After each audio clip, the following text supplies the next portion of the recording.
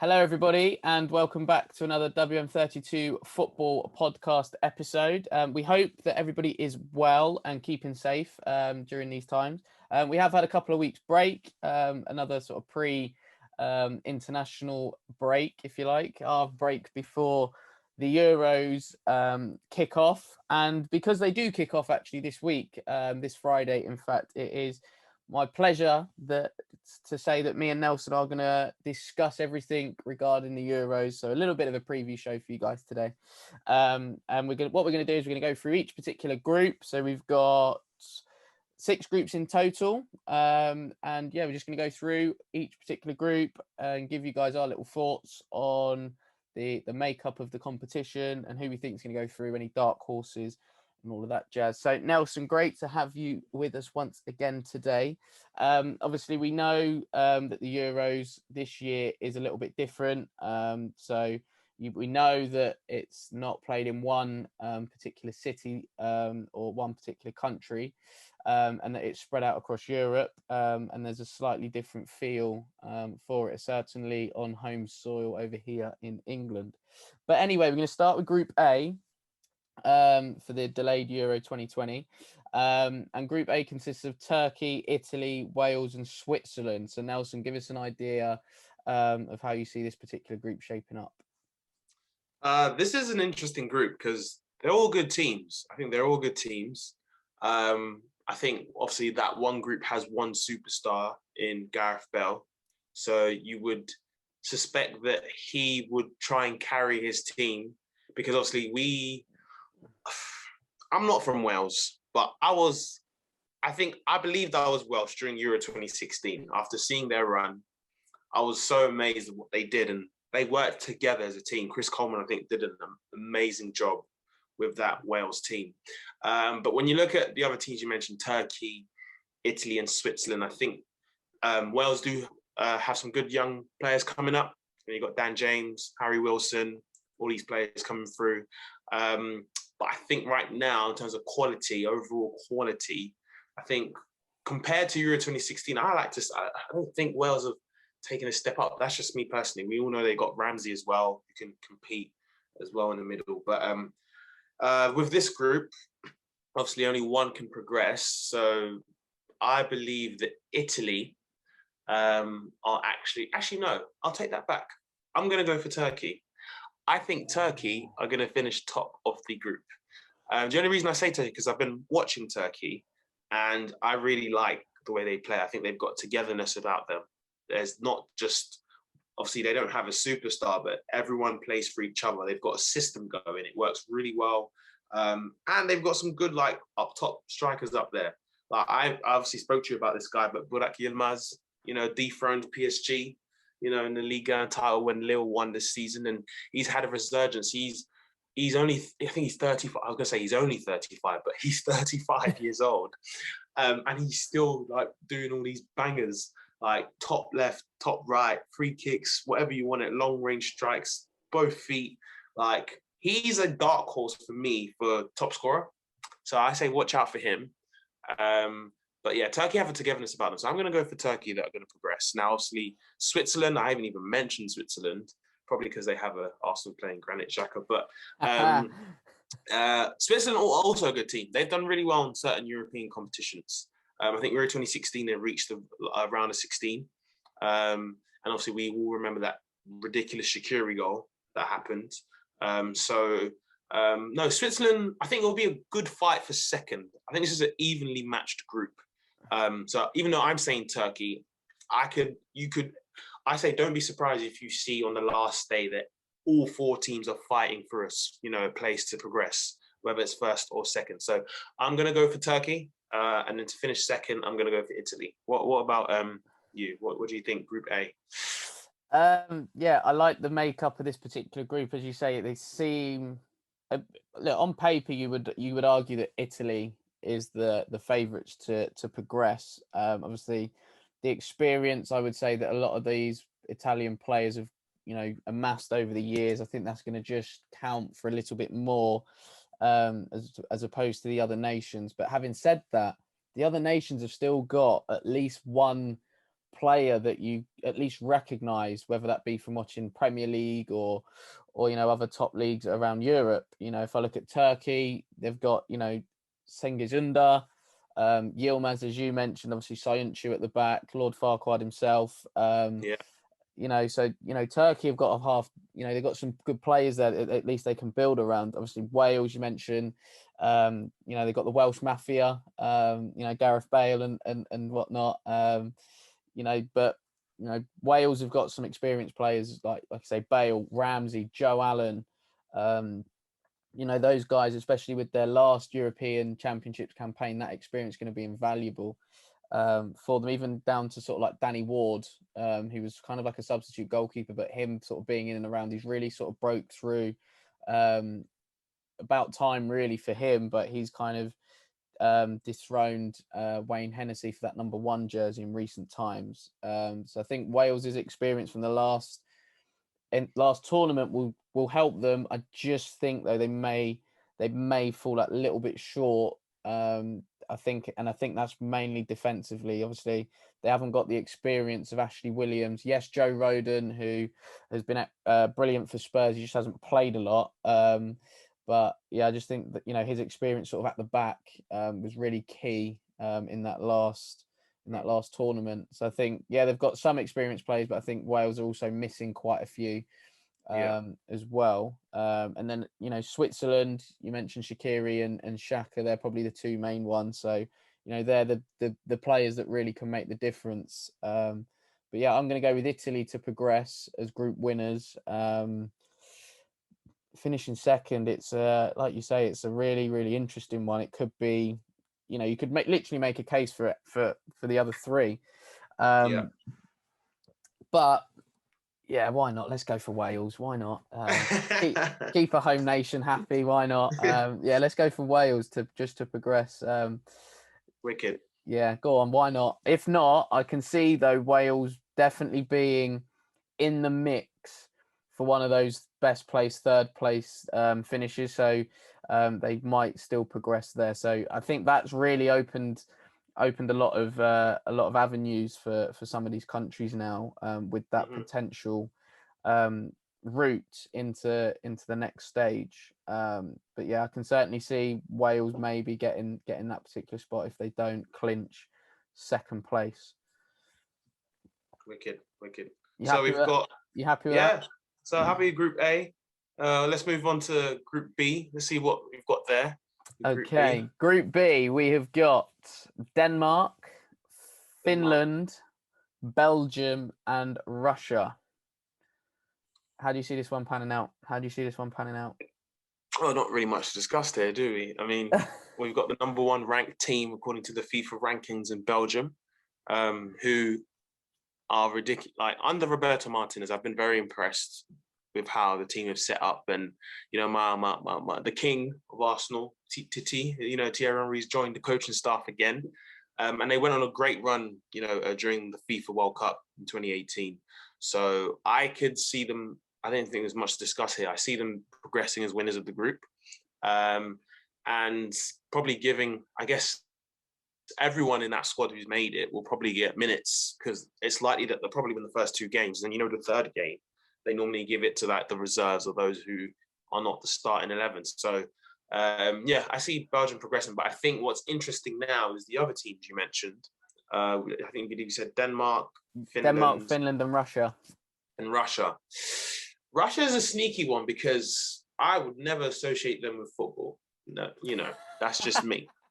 But considering they hosted the last World Cup as well. Yeah, but I was actually very, very impressed with them during the World Cup that they hosted.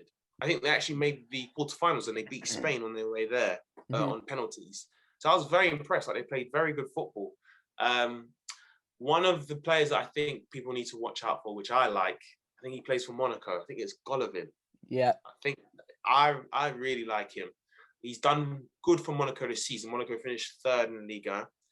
You know me, I like to watch my European football, so I really liked him, and I think he's going to be a key player for them if they're going to look to advance in terms of creating chances, for Russia's forwards. Denmark, I'll be honest, I don't know much about Denmark. We also know that they have a one player that you mentioned in the previous group. Each team has a player. Denmark has Christian Eriksen. You've seen Christian. You know what he could do on his day. Yeah, If you want to, not beat the first man from a set piece is what Christian yeah, Eriksen's about. there's that. But if I did want somebody to put it on a plate for me and whip a ball in, I definitely would want Christian to be that guy. I'll never forget the assist I always talk to you about of the one in the FA Cup semi-final on a plate for Dele Alli. Just spat. Let's not even go there. But there's the quality that Denmark can have. So in terms of Finland, we know they have Timo Pukki, who's just been promoted again with Norwich in the Premier League. So it'll be interesting to see again. I think with this group, another fight for second place. But I think you mentioned the fact that there's now that option, best third place teams. I think a lot of countries won't worry, if they lose the first game because there's that option. But I say go gung ho. I'm gonna go Belgium to progress, and then I'm gonna do a surprise one. I like some surprises. I'm gonna go for Finland. I'm gonna go for Finland. Yeah, very bold. Iceland surprised us all in 2016, so I don't see why Finland can't. So yeah, I'm gonna go for Finland. But obviously, I know. Go on. I'll let you give your thoughts on B. Yeah. So obviously, start with Belgium. I want to ask you a question actually, because Okay. you mentioned that there was a particular player in the Denmark team that you would want to put a ball on the plate for you in Christian Eriksen. So my question to you is Eriksen or De Bruyne? Because we know the quality that Kevin has on the football, and he's an absolute magician. But listen, you've stuck your neck out and said you wanted Eriksen to put it on a plate for someone. No, I mean, in terms of, I don't know why I forgot about Mr. Kevin there. I think there's no debate in who I'd probably take, because especially those right-sided whip crosses that he does for Man City, they just lay the ball to him, boom, and then Jesus or Aguero is there. So no, I'd probably want Kevin any day. I think that's a no-brainer. Okay, so you're backtracking already. Great stuff. I am a bit gutted though with the Belgian team, because there is one player who I just wanted to see grace a football pitch one last time, and that was Moussa Dembele, and unfortunately he's not made it. I was a little bit upset by that, because like I said, I just wanted him to grace a football pitch. I just wanted to see him grace a pitch one last time. I think this group, though, looking at it, it's a bit easier to predict for me. Belgium have just got an unrivaled amount of talent, really. Like, it's a joke, their squad depth. I think probably the only teams that could probably match it are the teams in Group F, which I know we're going to come to later. But I think Belgium are going to comfortably for me, top Group B. It almost feels like with this Belgian team, it's the end of that golden generational cycle. So I think Belgium, actually, there's a slight bit of pressure on them to do really, really well in this tournament. I see Denmark finishing second, just with the level of play that they've got. You look at, say, the spine of like Denmark's team. You got like Kasper Schmeichel in net, Christensen at the back, Højbjerg and Eriksen in the middle, and Yussuf Poulsen. Don't. Martin Braithwaite. How he's got a great agent. He's ended up at Barcelona, by the way. But Yussuf Poulsen up top as well. He's a handy centre forward. Guy at Leipzig. So they've got quite a strong spine there, I think, Denmark, and I think that will give them the edge over Finland and Russia. I see Russia sort of finishing third, and I think Finland. I guess you're going to have at least one nation that will probably be there. Yeah, thanks for coming. I think that might be Finland, despite the Pukki party that people might think. But also they've got Glenn Kamara as well. He's had an outstanding couple of seasons for Steven Gerrard's Rangers up in Scotland. He's been one of their best players. So he's definitely a player to watch out for. He might even end up getting a move after the tournament. So yeah, that's how I see Group B: Belgium, Denmark, Russia, and Finland. Okay. Right then. Group C. Here we go. The Netherlands, Ukraine, Austria, and North Macedonia. Again, similar to Group B where we discussed about Belgium's group, I see the Netherlands progressing, top of the group. I really like this Netherlands squad. I think there's only one thing we all know that's missing, from their squad, big man Verge. I think if Verge was there, you'd already put them in, I think, top 3 for potentially winning, because I think they're that good when you've got Van Dijk and De Ligt. Like there's I'm sorry, I can't, oh my gosh. Fullbacks aren't bad either. You got Dumfries, oh my gosh. Like you mentioned the spine that Denmark had, this spine in this Netherlands team. I know me and you are huge fans of De Jong. Frankie. Frankie. And obviously we've just heard the news regarding one of our favourite players in Donny, who's not made it, which is a shame. But yeah, Netherlands, I can see them progressing this group. The other teams now. Oh, so what we got? North Macedonia. Who else we got? Austria and Ukraine. See, you instantly forget about them. So you've got Austria, North Macedonia, Ukraine. And in regards to that, I think I'm going to go for Austria. I think they've got experience. They've been in a couple competitions before. And if you've got I think out of those 3 teams, Alaba's the high-profile player out of those 3 teams. So I think with that experience, and we all know his versatility, brother can play wherever you place him. Like, I think for Austria, I think he's a CDM for Austria, I think. Yeah. So having him in the middle of the park to just control the pace of the game, I think will be very crucial. So I'm going to go for Austria to finish 2nd. I'm going to go for Ukraine to finish 3rd. And North Macedonia, again, thank you for coming sort of thing. So, yeah, I'll leave it to you to... Yeah, I don't think I can say too much else other than what you've already covered, to be fair. Obviously, this Netherlands squad is stacked with talented players. I think the key for them, though, is that they don't have an argument, because usually the Dutch love a row at one stage in and around the tournament, and that usually kills them.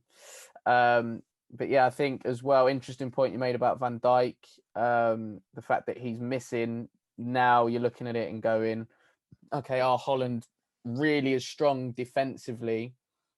And you'd probably say that they're not, because Van Dijk is no doubt one of the top centre-halves in world football. So yeah, I would like to think they're going to finish top of the group.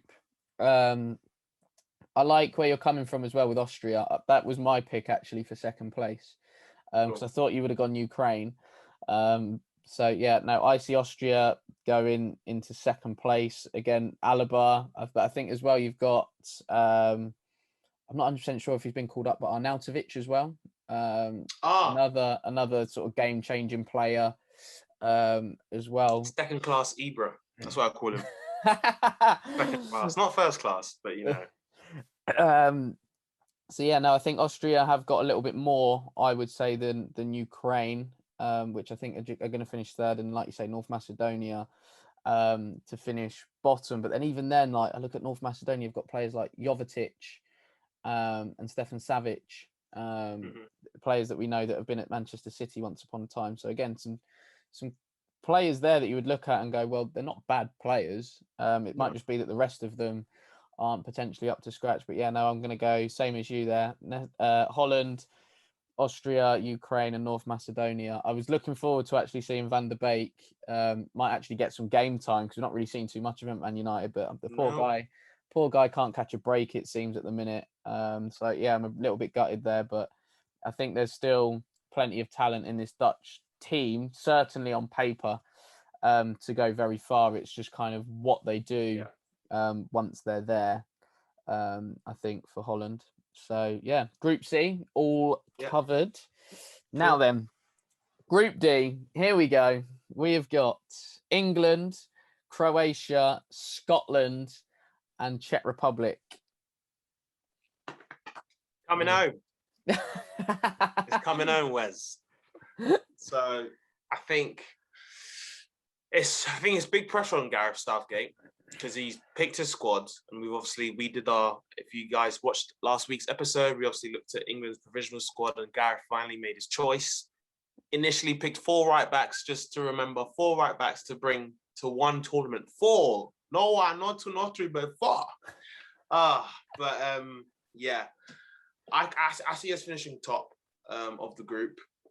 I think he'll have the players ready. I hope he doesn't overthink too much and tinker with the lineups. I think if he knows his starting 11 who he wants to go for, stick with that. And obviously, if it doesn't work with the very first game, I think our first game is against Croatia. Mm-hmm. So that's the toughest game, I imagine, out of the group. I see us finishing top, though.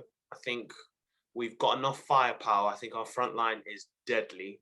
I think we've got really good young rising stars. Me and you both love Prince Philip. We just want Prince Philip to bag and just do his thing.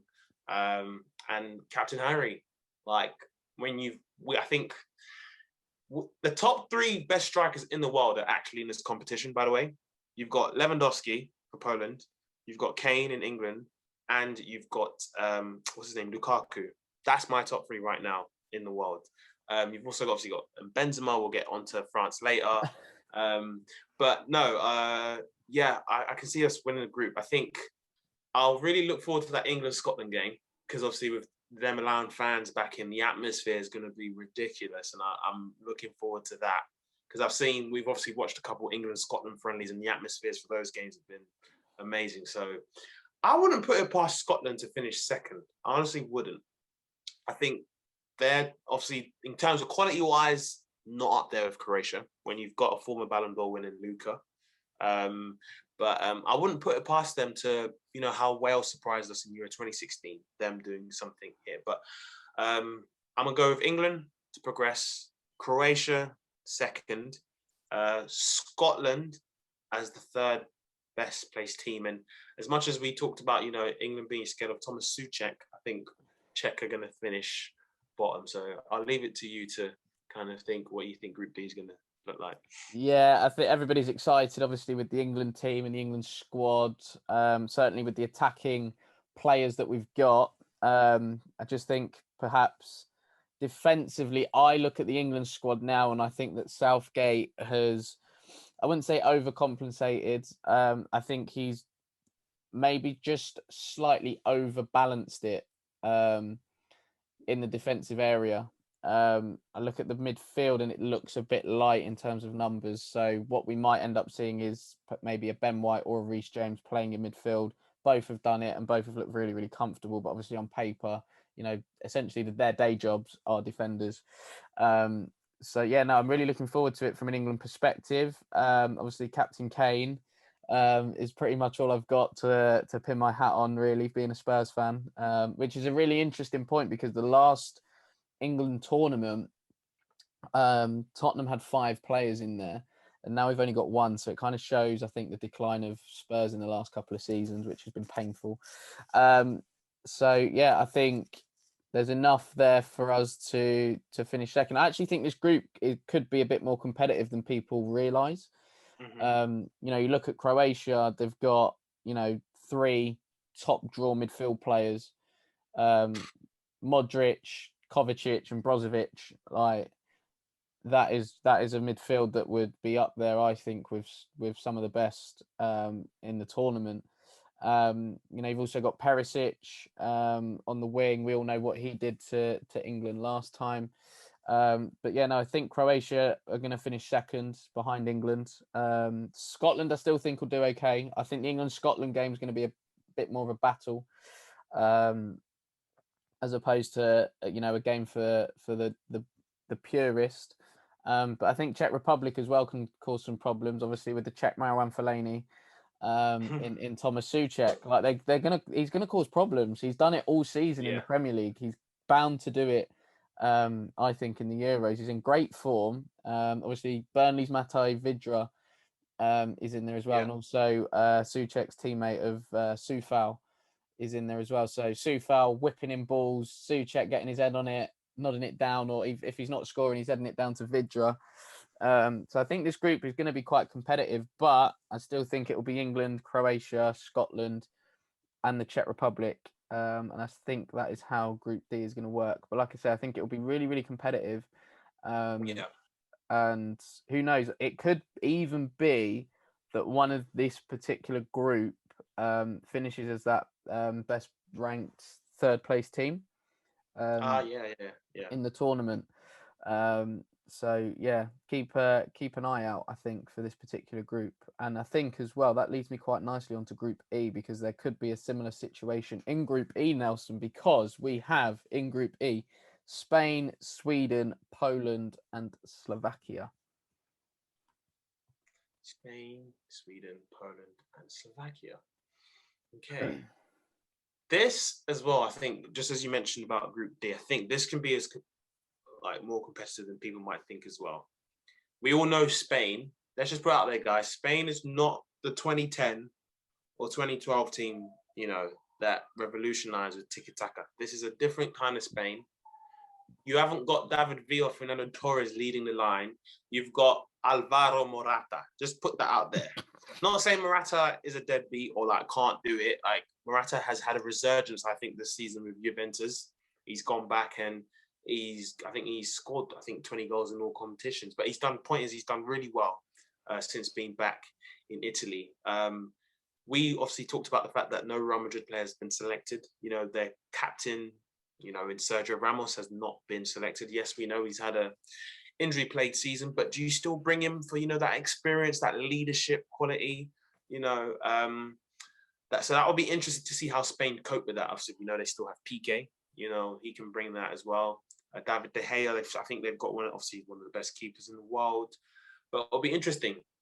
They've got a couple of young players coming through as well. I think Pedri has been selected for Spain, which is ridiculous seeing how young he is. I think he's 17. Him and Jude Bellingham are the young players to watch.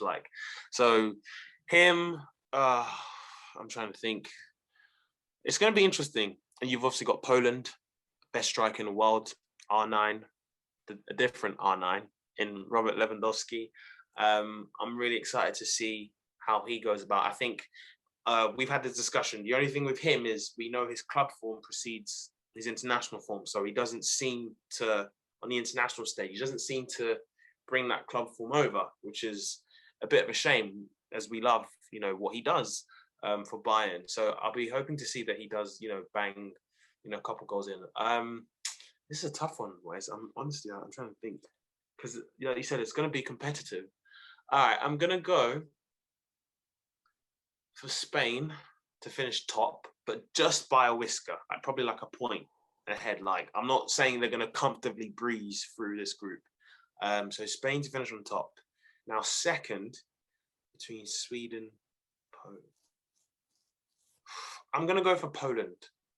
I'm going to go for Poland to finish second. You mentioned it's not just Lewandowski. They have the likes of Milik in there, so he can also bring some firepower. And then I'm going to go for Sweden. Sweden's going to finish third. So who would that leave last? Because I think you mentioned one Slovakia. Slovakia, yeah. I think... I just don't think they'll turn up. That's just me personally. But obviously, I think you have a different take to it. So I'll let you see. How do you think it's going to pan out? I think I'm going to be bold here. I think this is the group that there's going to be a shock in. Okay. And the reason I say that is because this particular Spain squad is not at a level, for me, it's not at a level of previous Spain squads. I don't feel like this squad has got, don't get me wrong, it's still got some top class players in there, the likes of Thiago. You mentioned Pedri, who's had an absolutely unbelievable season for Barcelona. It just doesn't fill me with excitement, this Spanish squad. Yes, they've got Laporte at the back, who's going to be, immense for them, and I think he's definitely in to replace Ramos. But yeah, it just doesn't feel. It feels like, I don't know if I wouldn't say we've seen the best of Spain, because I still think they've got some good players coming through. But it just feels that, in a similar way to Belgium, almost that end of a cycle has almost happened, and it's almost like, right, we've had the dominance almost, but we've not. I think Spain look like, as a squad, they're sort of struggling to bring through some top players. They may have a sprinkling of maybe one or two, but I think on the whole, I think this could be their time where they falter, and I think they might have to regroup after. Um, so with that in mind, I'm going with Poland to finish top of the Ooh. group. I think the fact that they've got Lewandowski in there and Milik, I think that firepower they could. I know games are going to be tight, but if Poland really sort of wanted to, like, they could outscore teams. Like, they've got Lewandowski just can sniff a chance out of absolutely nothing. You know, them almost half chances become full chances, and he's clinical in front of goal, as we've seen for Bayern. So hopefully he can replicate that club form in this tournament. And I just think that will stand them in really, really good stead going forward. And I think Sweden will finish second. Ooh.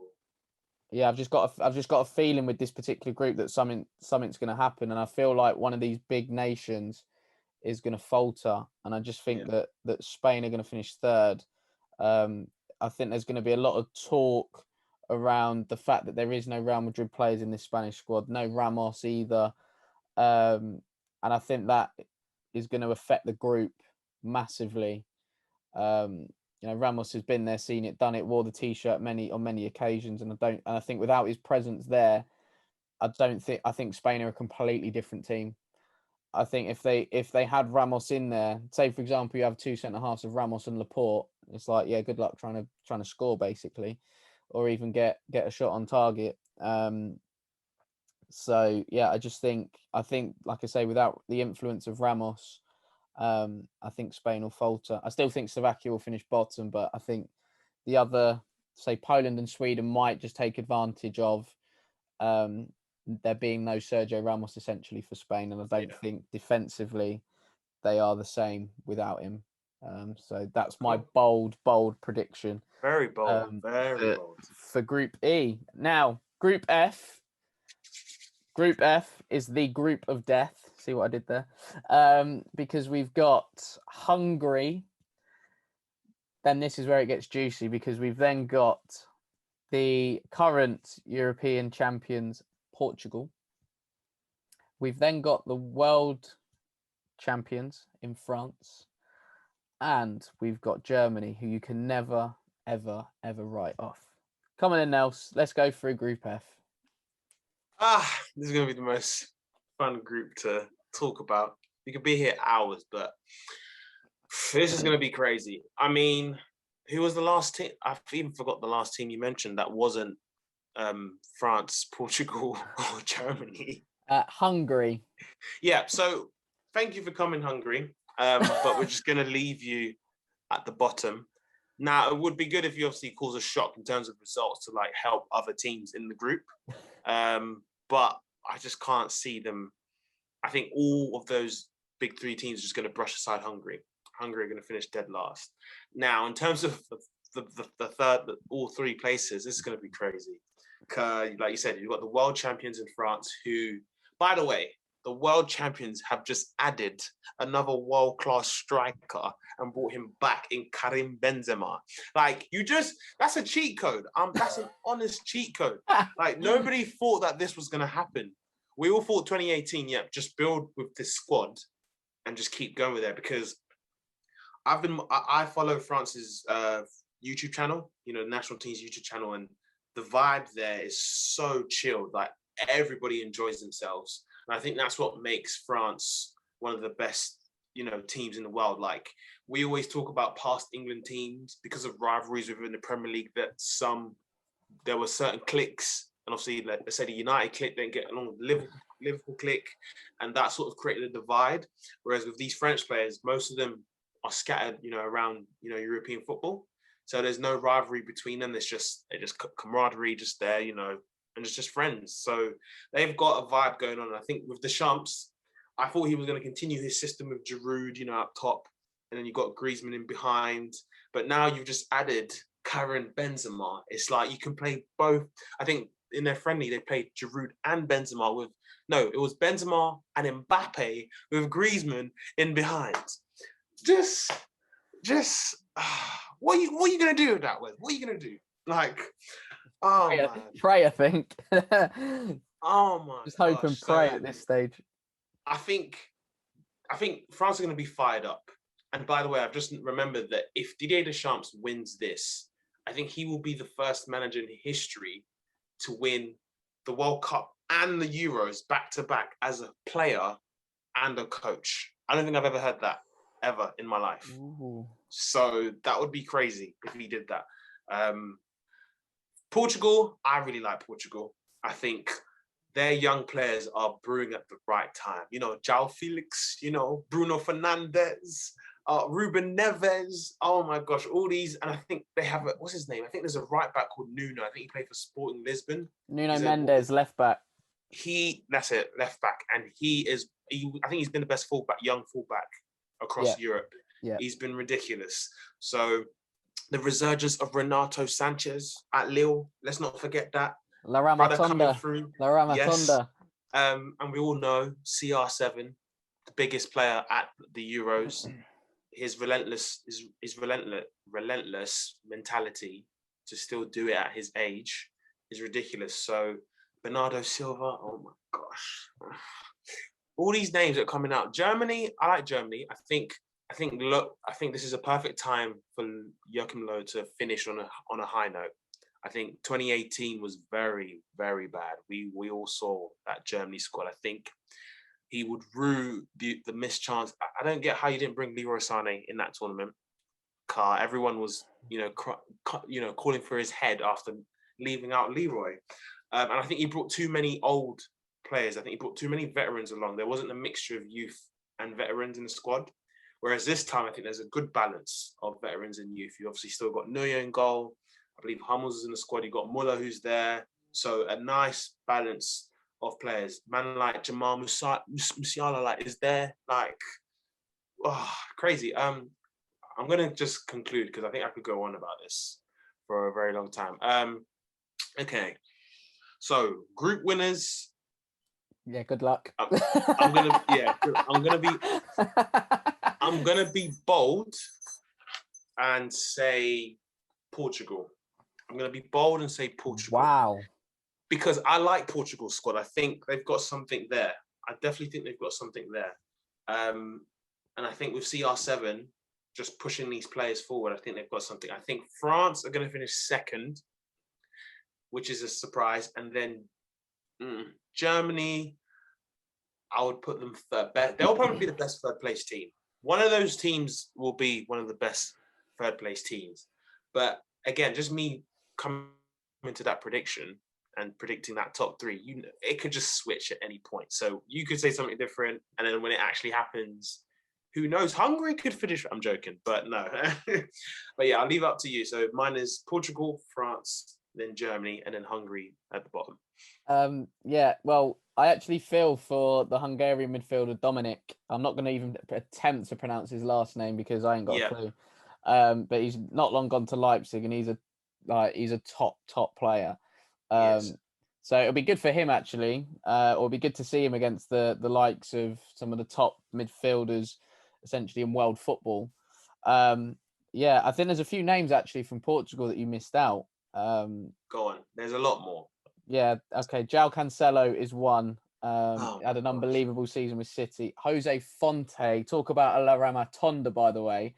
Obviously won the league, with Lille, and things like that. He's had a unbelievable turnaround considering the last few years. Also, you've got. You mentioned one Ruben. You forgot the other one. You forgot Ruben Diaz. I did. You forgot Ruben Diaz. Like, come on. But then also, I believe, for me, one of the most exciting young players in the Premier League last season, Pedro Neto. Yes, Neto.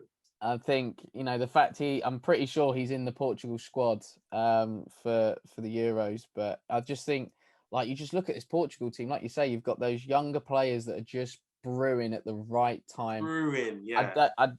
They haven't necessarily got, for me, like that next sort of CR7. It could be João Felix, but who knows? But I think they've got players that are of top quality, Portugal. So I think, me personally, I think Hungary will finish bottom. I think Portugal will finish third, but Oh, they wow.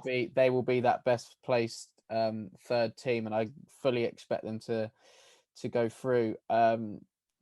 Germany, I look at them, like you say, a good blend of youth and experience. Unfortunately, they've got Timo Werner, so might not be scoring too many goals. But I think the fact they've brought back Muller and Hummels is big.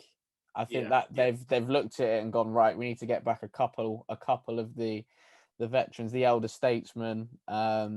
So yeah, but again, like you look at say their squad depth and alongside the French, and it's just unbelievable.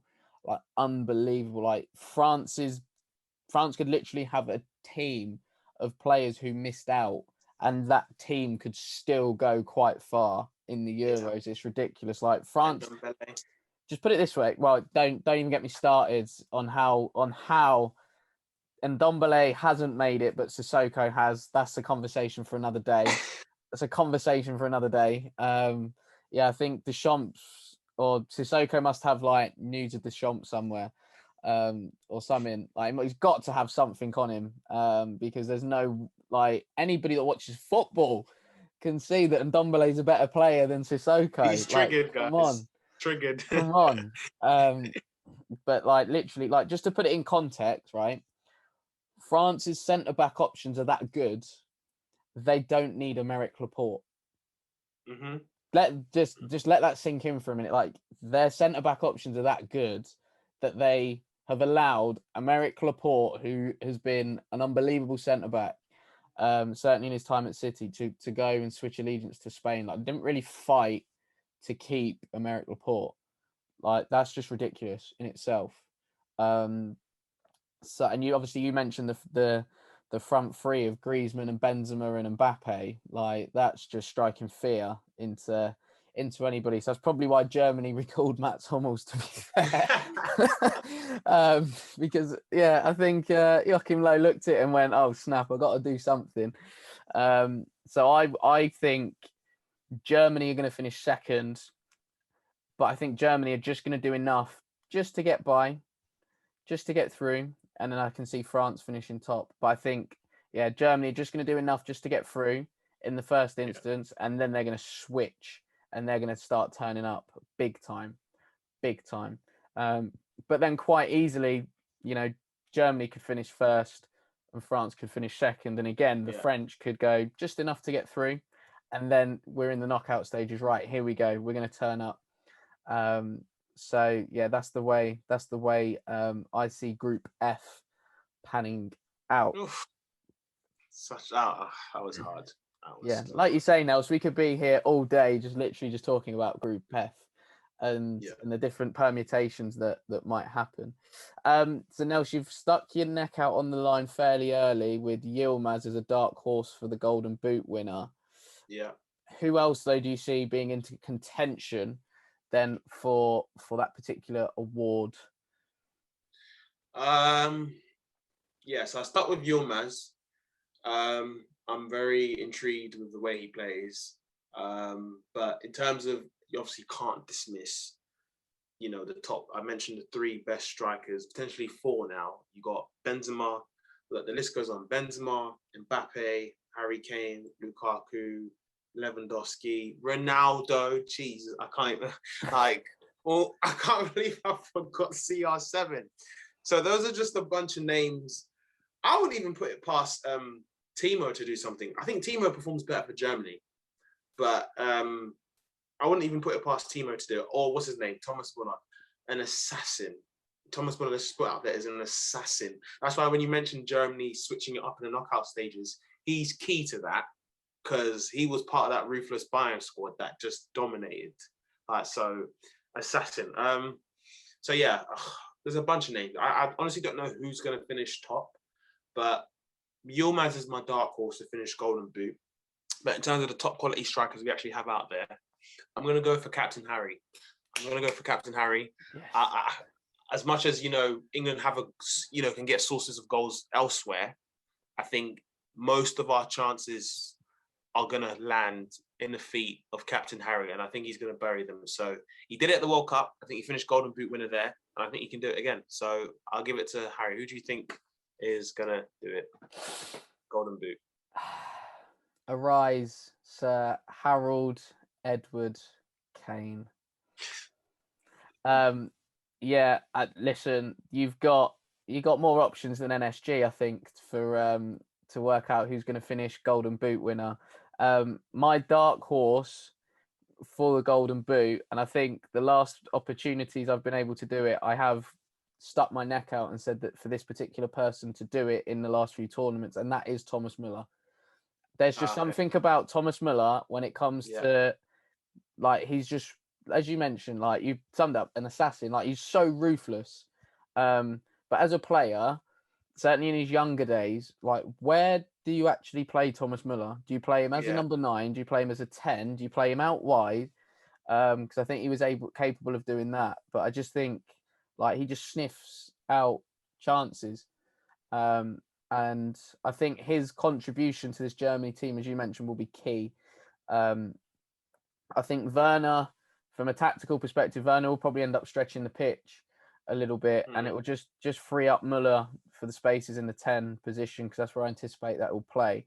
And then in and around the box, I think he's deadly. But yeah, I've got to back my boy. I've got to back Harry to do bits for England. I mean, the season that he's had as well, I wouldn't put it past him again going for Golden Boot and playmaker. He's just been unbelievable for Tottenham. How he's not got Player of the Year, he was robbed, absolutely robbed. So yeah, I think I'm hoping anyway that he can bring his club form with him into this tournament and fire England to glory. We all hope. But I think as well, there may be a slight shock. I wouldn't say it's going to be somebody of a Lukaku or a Lewandowski or anything like that, but I think there's just something in me that is just leaning towards Gareth Bale getting a few goals. Yeah. For some reason. I think it must be the last tournament where he scored, obviously, a few like worldy free kicks from about 50 yards. It was a joke. But I just think, obviously, with Wales getting free kicks sort of in and around the box, Bale on them, we've seen it down the years, what he's capable of. You just can't sort of put it past him, I don't think. But then as well, like, you look at Italy, Belotti, you know, a really good Immobile as well. Like, you know, you've got some top finishers, but yeah, I think, you know, you got France with Mbappe or Benzema. You know, I think Memphis might bag a few for Holland, but Memphis, yeah, I think, yes. I think Kane. If I was to put my neck out on the line, I'm going to say Harry Kane. Obviously, like you said as well, Golden Boot winner in the last international tournament. And everybody goes on about the level of opposition, but he's still got to score past them. You know, and he can score from 12 yards, unlike a certain Liverpool captain. Scoring for your country is not for everybody, is it, Jordan? But no, I just think, I think Kane is going to be the one who's going to, like I say, fire England to glory, and it's going to hopefully come home. But Nelson, your young player and player of the tournament, who are you going for? Oh, don't do that to me, man. You did this last week. I think you put me on a spot with the England lineup 2 weeks ago. You put me on a spot like the starting 11, and I just couldn't choose. Oh, gosh. Best player. All right. Drum roll. Boom. If he's fit, I hope he's made the squad. If he's fit, I would just love to see him back doing what he does best, and that's Eden Hazard. Like, I hope he's made the squad. He has. If captain. He has, because I think Roberto Martinez got the best out of him, you know, when he was at the World Cup. I thought he was absolutely electric. Like, there was no stopping him. Back to his usual self. And that was a season, I think he just left Chelsea. So we were there. All the Premier League fans are like, yeah, he's done that. We've seen that every week. Like, it's no surprise. So I've written his name down because I think a lot of people have forgotten how good, like, I haven't forgotten, but I think a lot of the general public have forgotten, just because I think he hasn't had a lot of playing time at Madrid with his injuries. So people need to remember that Eden Hazard is one of the world's best players. And I think Roberto Martinez is going to get the best out of him. You've got De Bruyne, we've got a lot of players. Mbappe, Ronaldo. Oh my gosh, best player. Okay, if he's fit, I'm gonna go for Eden Hazard. I actually will go. I love Eden Hazard, so I'm gonna go for him if he's fit. If he's still injury plagued, I can see somebody else taking charge, and that's probably KDB. I think KDB is he had a really good World Cup in 2018, but I think he's due for a massive like international tournament. So yeah, I'm gonna go. I don't know. I've just stuck with the Belgian players, honestly. So yeah, I'm gonna go. I'm gonna stick with my number one option, Eden Hazard. Eden Hazard, best young player. Oh boy. Oh my gosh. I already know who I want number one to be. Who I really want, and that's our Prince Philip. I want Prince Philip to do his thing, like the skin fade Gascoigne. The skin fade Gascoigne. But the thing is, he's a young player by definition. Age, he's a young player, but the way he plays is way beyond his years. So I'm not even going to include him. I'm expecting him to do the job. But in terms of young players who are coming in, I'm going to go for Portugal's left back, the Nuno kid, Nuno Mendes. I'm going to go for him because we're talking about proper young players who have this is his first major tournament. Same with Phil, obviously. But I think Phil's experience with City, the way he's just played with these, experienced players will help him, have his composure. It's between Nuno and Jude, man like Jude Bellingham. So those, because they're probably one of the youngest, players in the tournament, 17, and Nuno I think is 18. So that's why I'm kind of going for that kind of young. And also you got Pedri, 17 as well. So it's between them three. I'm gonna pick Nuno though. I haven't seen much of him for Sporting, so I'm very excited to see what the hype is about, me personally.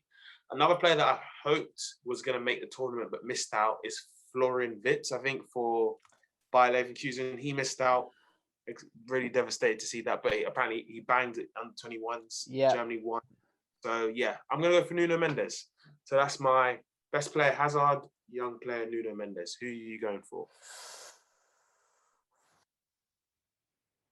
Best player. I'm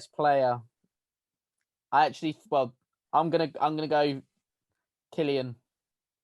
Kiki, cool. For both. I just think it's his time. Just think it's his time. Like he on an international stage, because we all knew what he was about before, but on the biggest stage of all, in the last tournament, he come of age. He come to the party and showed everybody like, this is what I'm about. So it'll be interesting actually to see if he can keep up that level of consistency in this tournament. But I just think he's probably up there in terms of like one of the, if not the, like in terms of best young players in the world. And he is definitely a future Ballon d'Or winner. Provided he 22. Yeah, provided that he obviously stays fit and healthy and everything else. But yeah, for me, Kylian Mbappe, there's just no getting away from it. I think he's definitely up there. I do think Ronaldo's got one last swan song for it in the Euros. Yeah. I think this is it. So don't put it past CR7 to have a say somewhere along the line, because it just wouldn't be CR7 without having a say. But yeah, again, Mbappe is the one for me. I'm also interested as well to see Sandro Tonali of Italy. If you know about this guy, then yeah, I'm intrigued to see what. A bit like you with Nuno, I'm interested to see what the fuss is about. Sandro, absolute football manager god, Sandro Tonali. Sometimes I manage to sign him on a free transfer as well, which is unbelievable. So yeah, no, obviously I think he's been likened to Pirlo.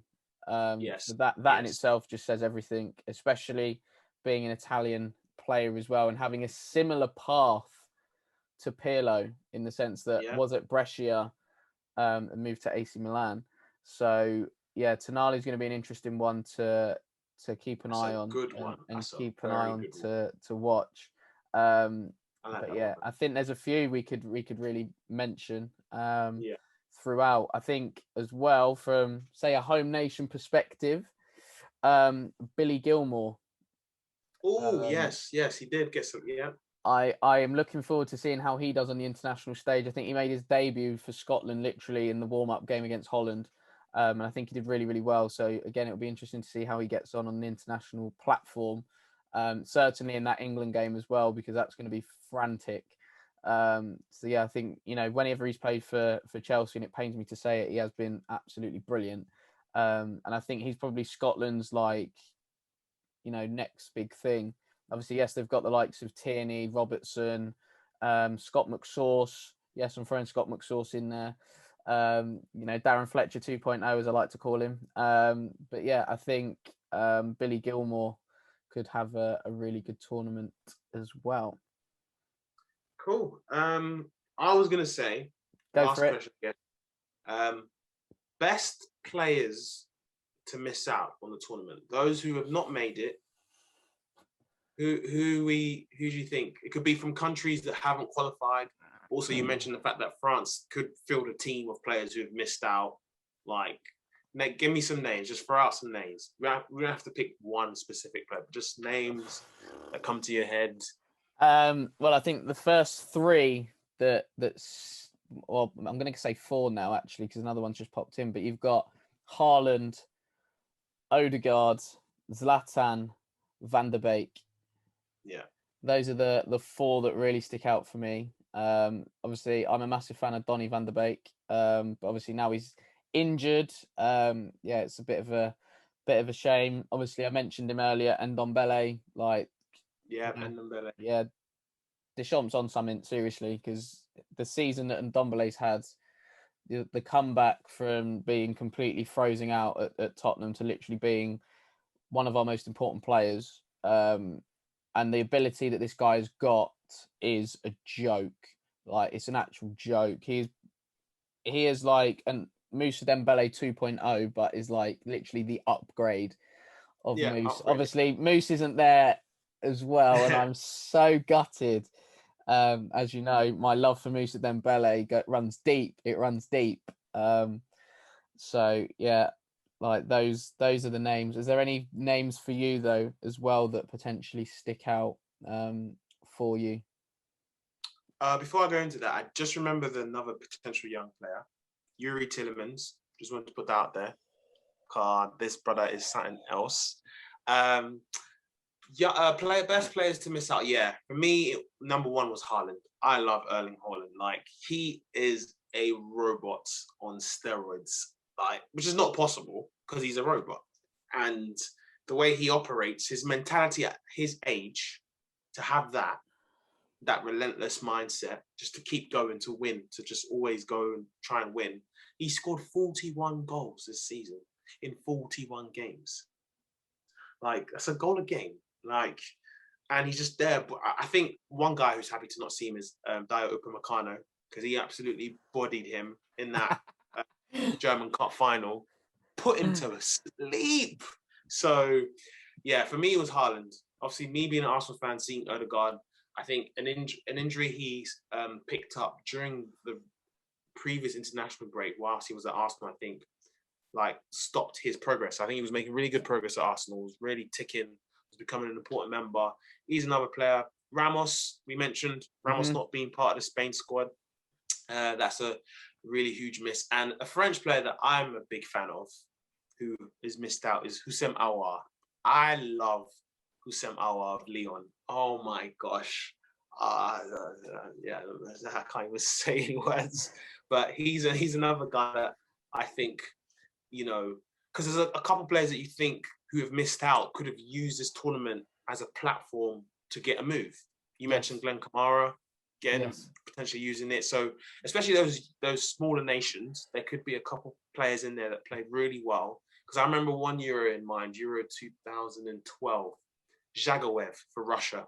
I had no idea who he was until the Euros, and now clubs started coming in for him. He obviously stayed at Zenit, but that's just an example to show that, you know, players can use this as an opportunity to get a couple moves in there. So best player to miss out, I'm going to say Aouar, Houssem Aouar. But yeah, I think that's the last question I wanted to kind of ask. Yeah, no, I think as well, there's definitely been a couple of incidences in Euros gone by, or even World Cups gone by, where teams have literally bought players off the back of a good tournament. Tottenham buying Moussa Sissoko stands out. Arsenal buying Andre Arshavin again is another one that stands out for me in Euro 2008. And I mean, that was a fantastic tournament. And that was probably one of the first tournaments actually that I was really hooked on for some bizarre reason. Like my first tournament was the World Cup in the World Cup in 2002. But that tournament, for some bizarre, I don't know if it was because England weren't in it. I was just like, right, I've just got to get home and watch every game. And obviously, I think it was Tottenham had not so long announced the signing of Luka Modric, so it was about, okay, what's Luka all about as well. So, but yeah, no, there's definitely been a few instances where players have definitely got moves off the back of it. And the thing with Aouar is that he potentially is available this summer. But I think without having that platform of the Euros, you know, Lyon are obviously going to want and demand big money, but then clubs may not take him because they're going, well, we've not really seen what he can do on that international stage as of yet. But having said that, like France's under 21s squad is absolutely stacked as well. I think in their most recent game where they got knocked out, I think Camavinga started on the bench, so that says everything about the squad depth and the depth of talent that France have got coming through. No, I hugely agree. I'm so excited for this tournament. I think the social media hype, everything that's been built around it, the kits, by the way, are looking really fire. Like, we're talking really good kits, because I was having a discussion the other day about what Euros had, like some of the best kits. I was saying, don't count Euro 2016, because Nike, I don't know what they were doing with that kind of, you know, dark sleeve thing, and then like I don't know what they were doing. But Nike and Adidas are producing really good kits this year. So from an aesthetic, you know, perspective, that'll be nice to look at. Obviously, you know, the boot manufacturers, they'll be also making like Euro packs of certain boots. Like, so that's really cool to see. So I'm excited for a lot more things, not just the football, but everything else around it.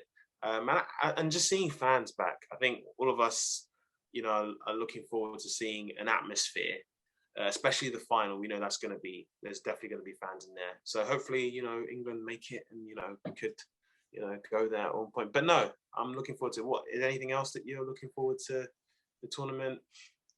Yeah, I'm looking forward to football coming home because I think England have really got to make use of this home advantage in the majority of their games.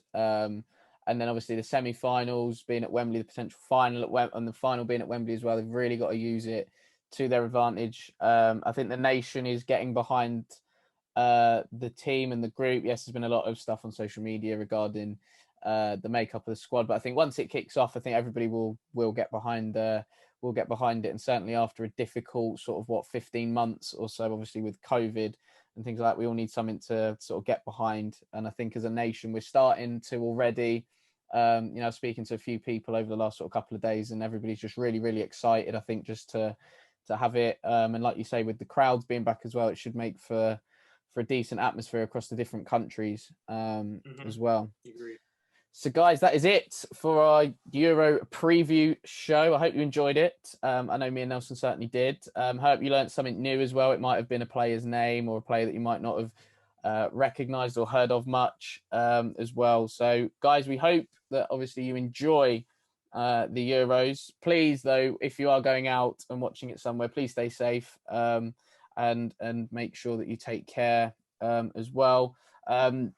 A few things though, just before we go, obviously, can you make sure that you like this video, comment your thoughts in the comment section, subscribe to the YouTube channel as well, at WM32 Football for that.